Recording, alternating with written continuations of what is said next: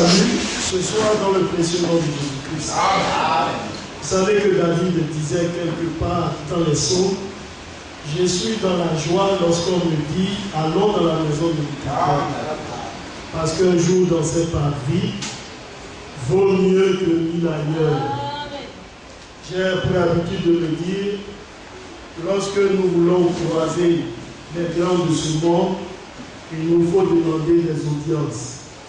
Et il n'est pas toujours certain d'avoir accès auprès des grands de ce monde.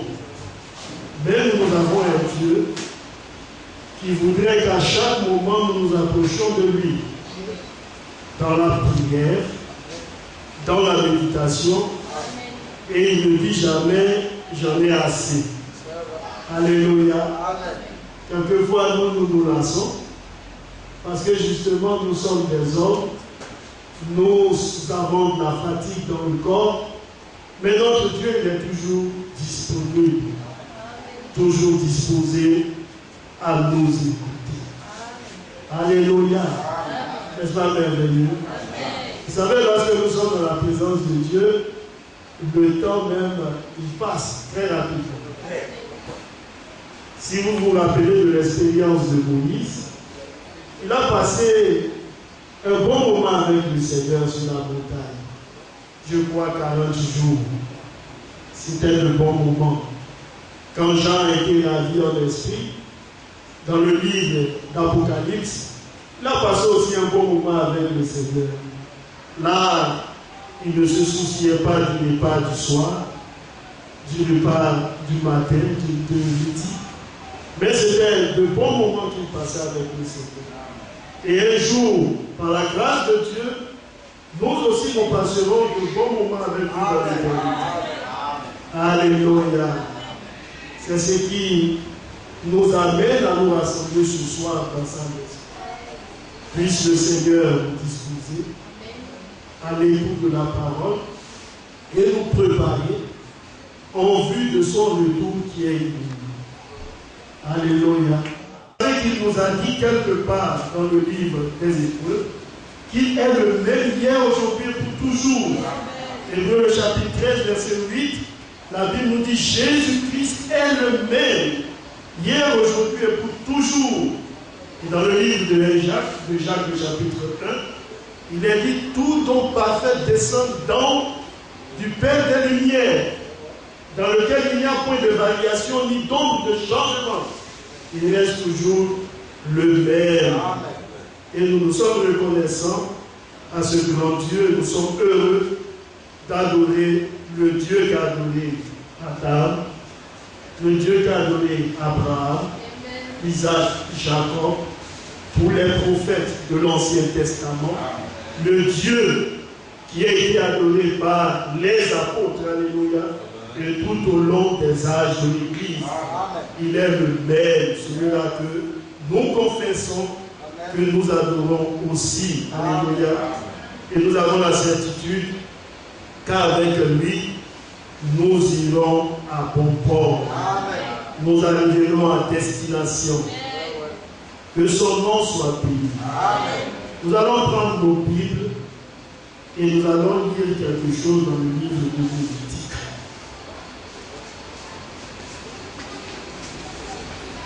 Lévitique, le chapitre 26, le verset 13. Notre frère va nous faire une lecture. Lévitique 26, verset 13. Lévitique, chapitre 26, à partir du verset 13. Je suis l'Éternel, votre Dieu, qui vous a fait sortir du pays d'Égypte, qui vous a tiré de la servitude. J'ai brisé les liens de votre joug, et je vous ai fait marcher la tête levée. Mais si vous ne m'écoutez point, et ne mettez point en pratique tous ces commandements, si vous méprisez les lois, et si votre âme en horreur mes ordonnances, en sorte que vous ne pratiquiez point tous mes commandements, et que vous rompiez mon alliance, voici alors ce que je vous ferai. Amen. J'enverrai sur vous la terreur, la longueur et la vie et la pierre qui rendront vos yeux languissants et votre âme souffrante. Et vous sèmerez en vain vos semences, vos ennemis les dévoreront. Amen. Que Dieu nous bénisse. C'était justement le verset 13. Nous voulons parler de la servitude. Alléluia. Et si vous lisez bien le livre de Lévitique, le chapitre 26, vous verrez qu'à l'intérieur, le Seigneur donne aussi les conditions de la bénédiction. Si vous prenez bien les premiers versets, vous verrez que là aussi le Seigneur qui voudrait bien nous faire du bien. Vous savez, l'Écriture nous dit que le Seigneur a un projet de paix et non de malheur pour nous. Il veut nous faire du bien. Il veut nous combler de sa grâce. Il veut nous donner tout ce dont nous avons besoin pour vivre heureux sur la terre. Mais pour cela, le Seigneur demande à ce que nous aussi nous puissions faire, vous voyez, jouer notre partition, afin que lui, en retour, il accomplisse la promesse dans notre vie. Alléluia. Dès le verset 3, il dit, si vous suivez mes lois, si vous gardez mes commandements et les mettez en pratique, je vous enverrai des pluies en leur saison. Alléluia. La terre donnera ses produits et les arbres des champs donneront leurs fruits. C'est-à-dire que le Seigneur mettra tout ou disposera tout de manière à ce que tout nous soit favorable. Que ce que nous entreprenons puisse alors avoir du succès. Il dit, à peine aurez-vous battu le blé que vous toucherez à la vendange. Et la vendange atteindra les semailles. Vous mangerez votre pain en satiété et vous habiterez en sécurité dans votre pays. C'est pas merveilleux ça? Alléluia. Aussi vrai que le Seigneur vous ouvre une porte et vous commencez à jouir, il se prépare à ouvrir une autre porte. N'est-ce pas? Et quand vous finissez, il ouvre encore la troisième porte. Quand vous êtes là-bas, il ouvre encore la quatrième porte. Ça, c'est la promesse que le Seigneur nous donne au travers de sa parole. Il dit alors vous mangerez votre pain en satiété. Je mettrai la paix dans le pays et personne ne troublera votre sommeil. Je ferai disparaître du pays les bêtes féroces et l'épée ne passera point par votre pays. Vous poursuivrez vos ennemis et ils tomberont devant vous par l'épée. 5 d'entre vous en poursuivront 100 et 100 d'entre vous en poursuivront 10 000 et vos ennemis tomberont devant vous par l'épée. Je me tournerai vers vous, je vous rendrai fécond et je vous multiplierai, je maintiendrai mon alliance avec vous. Vous mangerez des anciennes récoltes et vous sortirez les vieilles pour faire place aux nouvelles. J'établirai ma demeure au milieu de vous et mon âme ne vous aura point en nouvelle. Je marcherai au milieu de vous. Je serai votre Dieu et vous serez mon peuple. Ça, ce sont les promesses que le Seigneur nous a faites. Verset 13, il dit ceci. Je suis l'Éternel, votre Dieu, qui vous a fait sortir du pays d'Égypte, qui vous a tiré de la servitude. J'ai brisé les liens de vos joues et je vous ai fait marcher la tête réveillée. Que le nom du Seigneur soit béni. N'est-ce pas que c'est le Seigneur qui brise notre servitude? C'est le Seigneur qui nous rend libres. Alléluia. Alors, verset 13, il dit, je suis l'Éternel. Vous savez que le mot ou le nom éternel est apparu pour la première fois dans le livre, je crois, d'Exode. Alléluia. Lorsque le Seigneur s'est révélé, déjà dans le livre de Genèse, je crois bien, il a aussi parlé de l'Éternel. Et dans le livre de Exode, le Seigneur se révéla à Moïse, lui fait savoir qu'il est le Jésus. Lorsque Moïse fut appelé par le Seigneur pour délivrer le peuple d'Israël, vous savez que Moïse a été pour le peuple d'Israël un libérateur.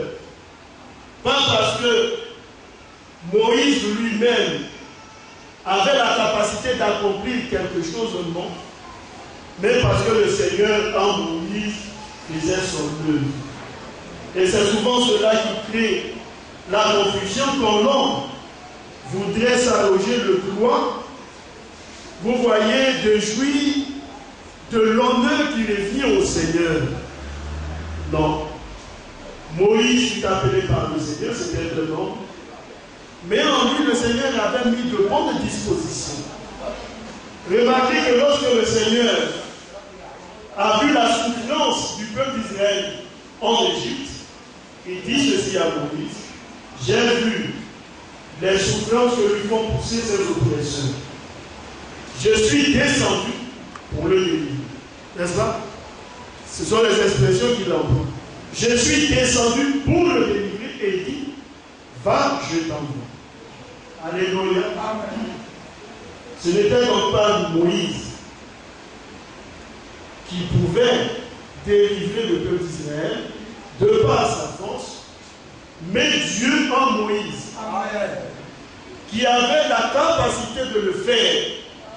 Vous savez que lorsque Moïse a pris l'initiative de libérer le peuple, ça a échoué. Parce que la Bible nous dit qu'il a vu ce que faisaient subir les Égyptiens aux Hébreux.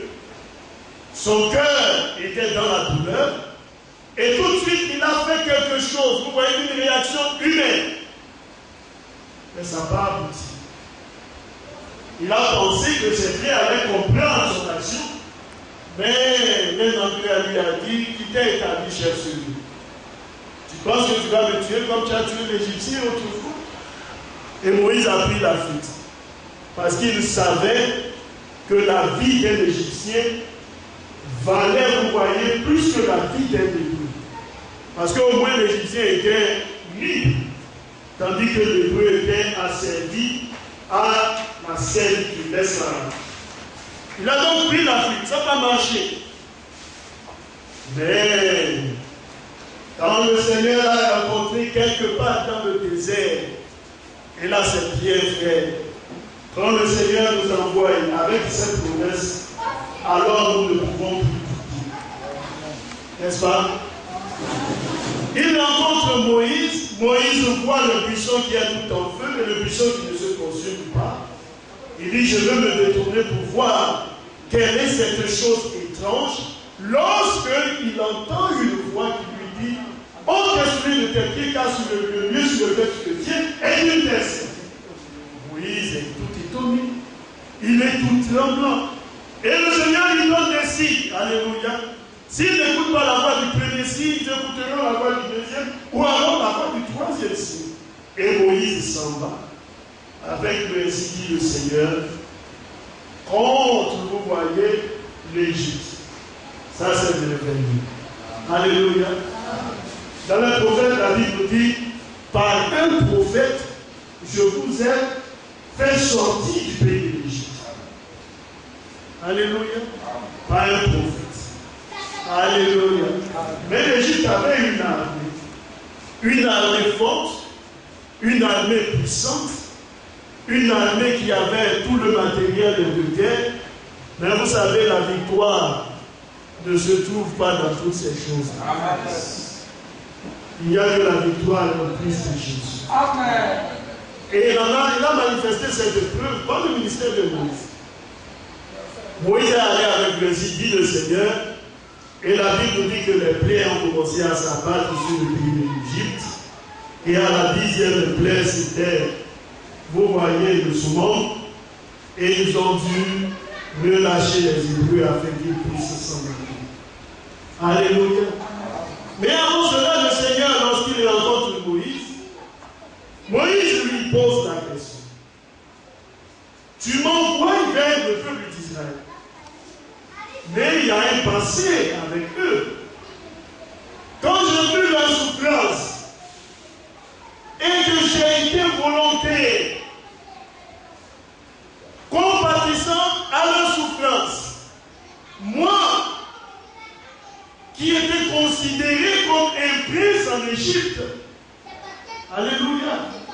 Bible nous dit qu'il n'a pas regardé tous ses privilèges. Mais je me suis porté volontaire. Ils ne l'ont pas reconnu. Ce qui a fait que j'ai dû fuir. Mais tu m'envoies. Certainement aussi un matin là-bas. N'est-ce pas? Vous savez que dans la vie, lorsqu'un homme commet des gaffes et qu'il le fuit, aujourd'hui on a tout le système judiciaire Interpol pour pouvoir le saisir là où il va. On juge pratiquement cet individu-là par contumace. Alléluia. On prononce la sanction et puis lui il est quelque part là-bas. Mais le jour où on l'attend, il vient purger sa peine. Alléluia. Moïse savait qu'il y avait quelque chose qui l'attendait en Égypte. Il fallait avoir la foi pour retourner en Égypte et affronter Pharaon. Alléluia. Mais il avait la promesse avec lui. Et c'est ce qui est bon, frère. Dieu ne nous appelle pas seulement comme ça, mais il nous donne des promesses. Alléluia. Et Moïse est parti. Après avoir fait cette expérience dans le désert, il était impossible pour Moïse de douter un seul moment. Non, frère. Quand vous avez jeté le bâton qui est devenu un serpent, lorsque vous avez mis votre main dans votre sein et vous l'avez retiré, vous l'avez vu couvert de lèpre, et que vous avez remis la main et vous avez vu que la lèpre avait disparu, frère, il était impossible pour Moïse de douter. Alléluia. Et c'est ce que le Seigneur fait avec nous. Quand il nous appelle, il nous forge aussi. De sorte à ce que, face à la promesse de sa parole, nous ne puissions pas douter. Comme Abraham.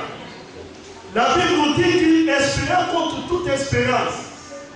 Quand il n'avait plus rien à espérer, quand même, il a espéré. Alléluia. C'est difficile, un frère. Mais c'est aussi la manière de Dieu le faire. Il espérait contre toute espérance. Et c'est ainsi que Moïse est allé avec la promesse. Et il savait que le Seigneur allait délivrer son peuple. La parole allait s'accomplir. Et Israël allait sortir libre. Alléluia. Oui, bien aimé. Le Seigneur lui dit, tu iras et tu leur diras, je suis ta part.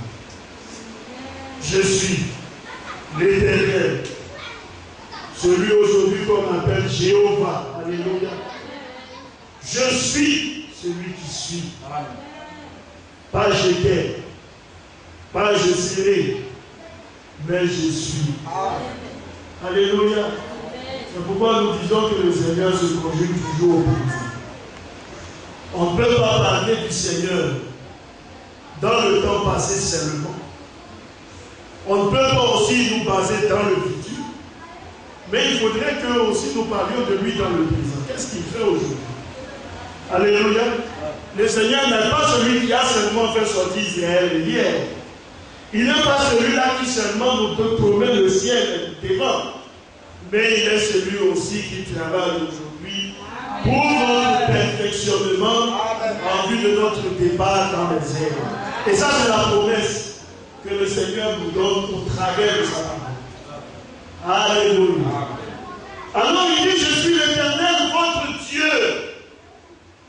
Parce que bien aimé, les peuples avaient des dieux. Et selon la coutume des peuples, on pouvait prendre des individus et les offrir à des dieux. Quand vous prenez, il y avait un dieu qu'on appelait Moloch, alléluia. On prend les hommes et on les jette au feu, c'est un sacrifice. Alléluia. Il y avait des dieux tels que Astarté et Baal, c'était aussi des divinités. Et le monde est rempli de ces faux dieux. Vous avez les hommes qui, sous le prétexte de la tradition, s'agenouillent devant des cailloux, devant des bois, devant des rivières, et qui disent que ce sont leurs dieux. On dit non, c'est notre culture. Frère bien-aimé, la culture des hommes, c'est la culture des hommes. Mais lorsque la culture elle va contre les dispositions de la parole, il faut mettre ces dispositions-là à appliquer. On a de bonnes choses aussi dans la culture, n'est-ce pas? Dans les cultures aussi, on ne vous dira pas d'aller prendre la femme de votre prochain. Ça, c'est bien. Alléluia. Mais lorsque la culture, pour des fêtes et ainsi de suite, disent qu'il faut que les femmes, vous voyez, les jeunes filles, puissent mettre la poitrine dehors et l'exhiber ici et là, parce qu'elles rentrent dans le monde, vous voyez, elles sont considérées comme des personnes qui viennent de naître, et ainsi de suite, et que les dispositions de la parole vous disent que vous devez vous couvrir votre corps. Pourquoi? Parce que c'est le temple de Dieu, vous devez en prendre soin. Alors la parole de Dieu brille sur la couture. Amen. Alléluia. Et c'est ce que nous devons comprendre. Il y a de bonnes choses dans la couture. Mais il faudrait que ces choses-là soient en accord avec la parole à laquelle vous croyez. Autrement dit, il faut les mettre en côté. En Égypte, tout ce qu'ils faisaient, c'était aussi en fonction de leur couture. Les peuples des nations agissaient aussi selon leur couture. Et lorsque le Seigneur a donné le pays de Canaan aux enfants d'Israël, il a pris le soin de leur dire, vous n'allez pas vous conformer à ce que font ces nations-là. Alléluia. Oui, bien aimé. Il y a beaucoup de choses qui se font et qui sont mal. C'est pourquoi quelquefois quand on parle, on dit non, les hommes, quand ils deviennent des chrétiens, alors les choses des coutumes là, ils ne veulent plus les faire, ainsi de suite. Mais quand ça va en désaccord avec les Écritures, on fait quoi? Pierre a dit, jugez-en vous-même. C'est pas ça? Amen. Faut-il obéir à Dieu? Vous voyez où aux hommes? On fait quel choix? Alléluia. Vous allez être le meilleur citoyen du monde. Vous allez mourir, votre corps va être en décomposition. Il n'y aura pas d'espérance pour vous dans le futur. Amen. Mais vous avez été un bon citoyen. Vous avez été décoré de toutes les médailles. Mérite de ceci, mérite de cela. C'est bien. La chancellerie vous a reconnu. On a loué votre travail. On a loué, vous voyez, votre vertu. Mais quand vous n'avez pas la vie de Dieu en vous, tout ça se met bien. Amen. Alléluia. Vos médailles là peuvent demain être jetées dans, vous voyez, un fou là-bas et puis fondre. C'est fini. Mais nous voulons l'agrément du Seigneur. Amen. Parce que c'est ce qui va nous introduire dans la gloire. Amen. Alléluia. Mais ce que peuvent dire les hommes, c'est bon ici. Mais ça ne va pas ailleurs. Alléluia. Et remarquez l'hypocrisie des hommes, c'est qu'on déconne les hommes à titre posthume. Posthume. C'est pas ça? Quand il est sur la terre, on ne reconnaît pas ce qu'il a fait. Et puis le jour où il décède, on fait une grande cérémonie. Ses parents sont là, on dit vraiment c'était quelqu'un de bien. Et on lui donne cette médaille-là. Vous voyez, pour tout le travail qu'il a battu, et puis on donne à la gueule de bois, il est là. Ça aussi, c'est la grande hypocrisie du monde. Pourquoi ne pas lui donner cela lorsqu'il est vivant et attendre que la mort survienne pour qu'on puisse lui décerner ce prix-là? Alléluia. Mais il n'en est pas ainsi avec notre Dieu. N'est-ce pas? Quand le Seigneur dit que vous lui êtes agréable, il n'attend pas que vous décidez. Mais il vous le dit de votre vivant. C'est pas ça? Quand il regarde Daniel, il dit tu es bien aimé du Seigneur. C'est pas ça? Il regarde Abraham, il dit tu es mon ami. Alléluia. C'est cela notre Dieu. La différence du Seigneur et des hommes. Alléluia. Et quand le Seigneur aussi voit que vous êtes méchant, il vous le dit depuis votre vivant. Il dit tu es méchant. faut changer de Dieu. Il a dit à Akab, alléluia, notre Dieu est celui-là qui a le franc parler. Quand une chose est, il le dit. Parce que de toutes les manières, qu'on soit content ou fâché, on n'a jamais vu quelqu'un donner des coups de poing au Seigneur. Alléluia. Le jour où il ne veut plus nous voir sur la terre, alors il laisse la mort nous prendre et puis s'en est terminé. Alléluia. Lui, il n'a pas foi aux yeux. Alors il dit, je suis l'Éternel, votre Dieu. Le Seigneur est notre Dieu. Et nous sommes reconnaissants à notre Dieu. Amen. Parce qu'en ce temps de la fête, nous avons eu la révélation. Amen. Que Dieu est venu dans un corps de chair. N'est-ce pas? Oui. Pour nous racheter et se révéler à chacun d'entre nous comme étant le Seigneur du ciel et de la terre. Amen. N'est-ce pas? Le livre de Philippiens nous dit de Jésus qu'il n'a pas regardé comme une proie à la vie d'être égal à Dieu, mais il s'est dépouillé lui-même. N'est-ce pas? En devenant semblable aux hommes. Et la Bible nous dit qu'il a parlé comme un simple homme. Mais attention, il n'était pas si simple. Alléluia. Parce que c'était Emmanuel. N'est-ce pas? Dieu avec nous. Vous savez que dans les prophètes, dans le livre d'Ésaïe, au chapitre 35, il est dit à ceux qui ont le cœur qui palpite, voici votre Dieu tient. Et la rétribution est avec vous. C'est pas ça? Lui-même viendra. N'est-ce pas? C'est pas une représentation. La Bible nous dit lui-même. Alors s'ouvriront les yeux des aveugles, les sourds entendront, les muets. Ils vont parler, ainsi de suite. Et lorsque Jean le Baptiste a été mis en prison et qu'il, vous savez ce que le prophète du peuple l'avait dit à ce sujet. Il dit, savez-vous que les prophètes sont considérés comme des êtres? Et lorsqu'il était au soir de sa vie, alors les regards, vous voyez, les yeux ont commencé à baisser. Alors il a regardé les disciples. Il dit, allez lui poser la question. Est-ce que c'est lui qui doit venir ou nous devrions en attendre un autre?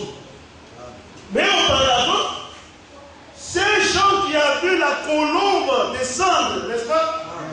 Et qui a rendu le témoignage du Messie. Il a dit, il est l'agneau de Dieu qui ôte le péché du monde. Amen. Mais dans le cachot, le doute a commencé à s'emparer de lui. Alléluia. Pour avoir le cœur net, il dit à ses disciples, allez lui poser la question. Alléluia. Notre Seigneur est identifié aux prophéties de l'Écriture. Et remarquez que le Seigneur, face à cet détracteur, a posé une question. Il dit, qui d'entre vous me convaincra de péché? Est-ce ça? Qui d'entre vous dira un seul moment que ce que les prophéties ont annoncé du Messie n'ont pas vu leur accomplissement dans ma personne? Il n'y en avait personne. Alléluia. Alors, lorsqu'il a envoyé ses disciples sont allés poser la question au Seigneur. Jésus aurait pu se contenter d'une simple réponse et dire, je le suis. Mais il ne l'a pas fait. N'est-ce pas? Alléluia. Il a dit la seule chose qui pourrait convaincre les gens du fond de sa cellule, parce qu'il est prophète, c'est de voir la parole s'accomplir. Et qu'est-ce qu'il a fait? Il a organisé un bon réveil. Alléluia. N'est-ce pas? Il a chassé les démons. Il a donné aux sourds d'entendre, aux aveugles de voir, aux muets de parler. Et les hommes ont vécu un bon moment dans la présence de Dieu. Il dit aux disciples, allez rapporter à Jean ce que vous avez vu. C'est pas ça? Alléluia. Et les disciples déjà sont allés. Ils disent, oh Jean, tu sais, comme quand on y allait, on lui a posé la question, mais chose étrange, il ne nous a rien dit. Mais il nous a fait assister à une réunion, une bonne réunion. Amen. On a vu les hommes guéris, les démons chassés. C'était un merveilleux genre. On ne sait pas ce que ça veut dire, mais il nous a dit de venir le dire. Alors on te le dit. Et Jean du fond de sa cellule a eu le cœur de confondre. Vous savez pourquoi? Parce que Jean savait que tout simplement c'était l'accomplissement de ce que Ésaïe 35 avait annoncé. Alléluia. Oui, bien aimé. Je suis l'Éternel, votre Dieu, qui vous a fait sortir du pays d'Égypte. Alléluia. Et vous savez qu'aujourd'hui, l'Égypte est pour nous le monde. Il dit, je vous ai fait sortir du pays de l'Égypte. Je vous ai fait sortir du monde pour le royaume. Bien aimé. Jésus a prié pour chacun d'entre nous. Il a dit, Père, comme je ne suis pas du monde, je ne te dis pas de les ôter du monde, mais de les préserver du mal. Amen. Jean parlant toujours du monde, a dit, le monde et sa convoitise passe, mais la parole de Dieu demeurera éternellement. Mais qu'est-ce que le monde? Le monde, c'est tout ce que nous voyons d'opposé aux Écritures. Notre bien-aimé dans une prédication a parlé, vous voyez, du vêtement et de l'accoutrement, même aujourd'hui, de certaines femmes, de certaines demoiselles. Quand on a, vous voyez, des pantalons même que les femmes ne doivent pas porter. Parce que le livre de Deutéronome est clair. Vous savez, quand on dit ces choses, les hommes ne sont pas toujours contents. Mais la parole de Dieu ne fait pas toujours que vous voyez mettre les dents des hommes dehors. Quelquefois aussi, ça heurte les sentiments. Et c'est ça aussi la parole. Deutéronome 22, verset 5 nous dit qu'un homme ne portera point les habillements d'une femme et que la femme ne portera pas les habillements d'un homme. Et quiconque fait ces choses est en abomination à l'Éternel. C'est aussi clair, frère. Quand aujourd'hui on voit nos sœurs, vous voyez, et quelquefois même on trouve aussi même des mamans avec des pantalons, on va leur dire non, laissez les pantalons pour que les hommes puissent les porter. Et ce qui est encore dommage, c'est qu'on a des pantalons taille basse. Il suffit seulement de s'asseoir et ce que vous ne voulez pas voir, vous le verrez. Et quelquefois, quand je suis là, je regarde, je dis, mais pourquoi se donner tant de peine? On porte un pantalon taille basse, tout en ayant conscience que, une fois qu'on est assis, le pantalon descend. Et quand ça descend, alors on prend un tricot là et puis on tire. Quand on sort du véhicule, on a toujours la main derrière, on tire. Mais ça sert à quoi? Pourquoi se donner toute cette gymnastique-là au lieu de faire quelque chose d'aussi simple? Amen. Alléluia. Amen. Amen. Oui, bien aimé. Et vous savez que le Seigneur, il a été clair. Et le prophète aimait aussi à le dire dans la prédication. Il dit, ah, vous voyez au jour du jugement, les hommes seront surpris. Parce qu'il y en aura qui viendront qui disent, Seigneur, tu sais, moi j'ai été fidèle à mon homme. Ma vie dans mon foyer, c'était bien. Jamais je n'ai regardé ailleurs. Et puis le Seigneur va regarder cette personne et dit adultère. Oui, frère, c'est la réalité. Il va dire, mais depuis quand j'ai été adultère? Il dit, mais est-ce que tu sais tous les hommes que tu as menés à l'enfer? Mais comment ça s'est produit? Par tout simplement le vêtement. C'est pourquoi pour les saints, c'est ce que la Bible dit, pour les saints, ceux qui croient dans le Seigneur Jésus, amen, la Bible a été claire. On entend avec les femmes, il est dit tout simplement qu'elles doivent se vêtir de manière décente. Amen. Avec pudeur et modestie. Amen. Amen. Alléluia. Ça, c'est ce que la Bible nous donne comme consigne. Pour ne pas que demain, vous soyez devant le Seigneur et alors le Seigneur va dire, regarde, quand tu as porté ce jour-là ton habit, tu vois cette personne-là, tu l'as amenée au péché. Tu vois cette autre personne, tu l'as amenée au péché. Tu vois cette autre personne, tu l'as amenée au péché. Et généralement on dit, je le fais pour vous voyez me sentir belle. C'est une joie que de s'habiller comme ça, tout en sachant que les hommes autour de vous regardent et ils éprouvent un certain désir vis-à-vis de votre personne. Non. Au jour d'aujourd'hui, si on voulait regarder à tout, vous voyez les violences qui sont faites aux hommes, je parle de violence dans le domaine, vous voyez, de l'intimité. Il y a des choses que même aussi, on ne le dit pas pour couvrir ces actes parce qu'ils sont mauvais, mais aussi il y a des choses qui relèvent de la provocation.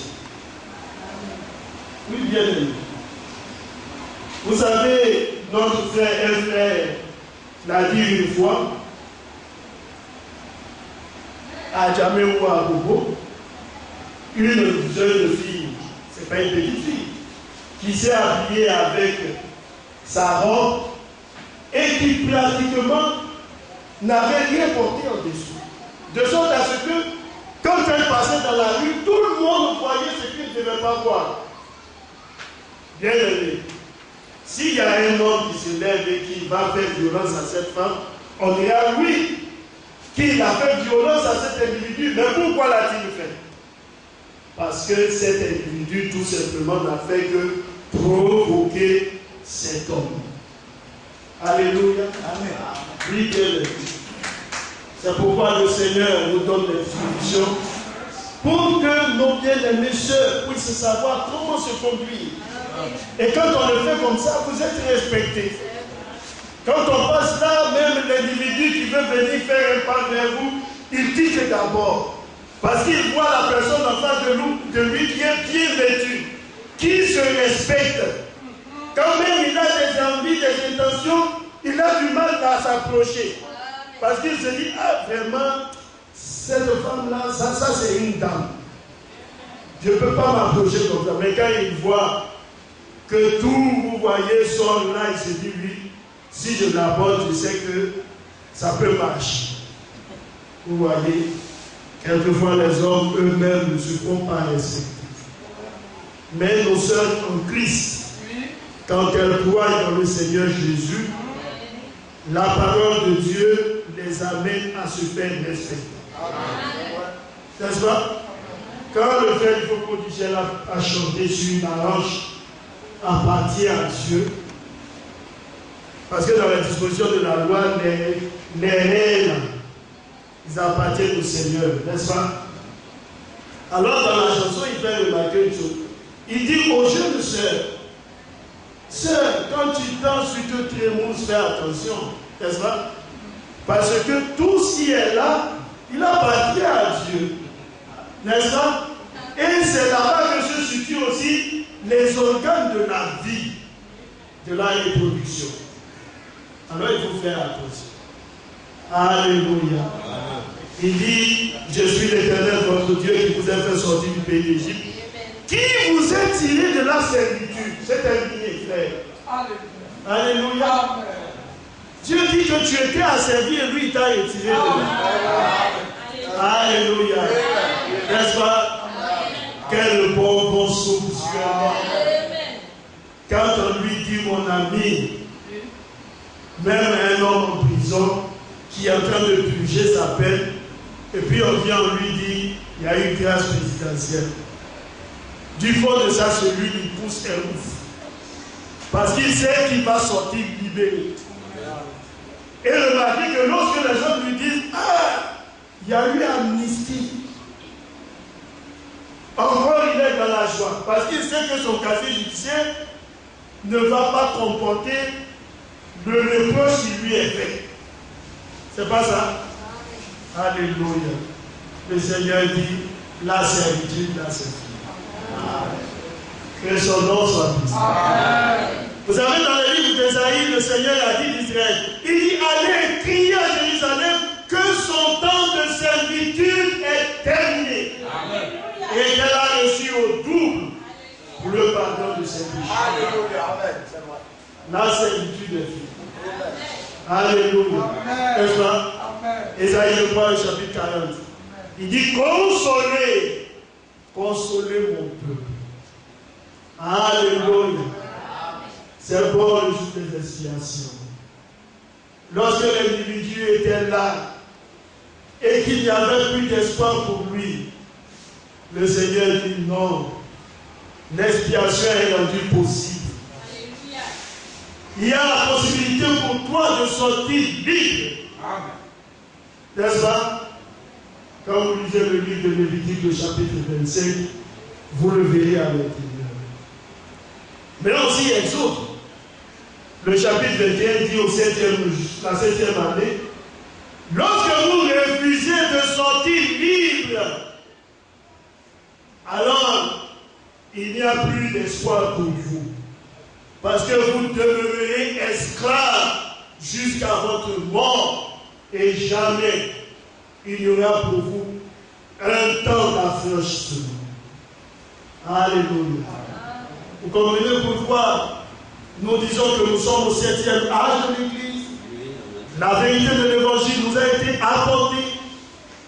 La liberté est proclamée, telle que les Écritures le déclarent. Vous connaîtrez la vérité vous affranchira. N'est-ce pas? La liberté vous est donnée. Et quand un homme refuse d'entendre l'appel de Dieu qui sonne aujourd'hui, alors il n'y a plus d'espoir pour lui. Il se condamne lui-même. Alléluia. Il faut croire dans la parole. Il y a bien politique de Dieu. Il dit, j'ai brisé les liens de votre jour. Ce bois qui vous reliait au monde, il dit, je l'ai brisé. Alléluia. Aujourd'hui, vous êtes libres. Et Jésus vous donne son joug à lui. Pour que dorénavant nous soyons attachés à sa parole. Attachés à lui. Alléluia. Et à la fin, il dit, je vous ai fait marcher la tête levée. Alléluia. C'est ça? Vous savez, lorsque quelqu'un marche la tête baissée, c'est généralement le signe de la confusion. Quand vous faites quelque chose de mal, votre enfant fait quelque chose de déplaisant, et que vous l'appelez, quand il vient, il a du mal à vous fixer dans les yeux, il baisse la tête. Parce qu'il sait qu'il est en tort. Parce qu'il sait qu'au-dedans de son cœur, il y a quelque chose qui l'accuse. Mais lorsqu'il vient, vous lui dites, viens ici, sois aimé. Viens ici, Jean. Et le voici qui vient tout joyeux. Et qui vous regarde, qui dit, papa, pourquoi tu m'appelles? Alléluia. Oui, il ne se reproche rien. C'est ainsi que le Seigneur fait avec chacun d'entre nous. Il nous fait marcher la tête d'Élie. Alléluia. Et alors nous marchons vers le ciel de gloire, parce que c'est cela notre patrie. Que son nom soit béni. Nous aurons pu continuer, peut-être une prochaine fois, nous allons encore parler, si Dieu le veut. Amen. Que Dieu vous bénisse. Je sais de toute la place au pasteur.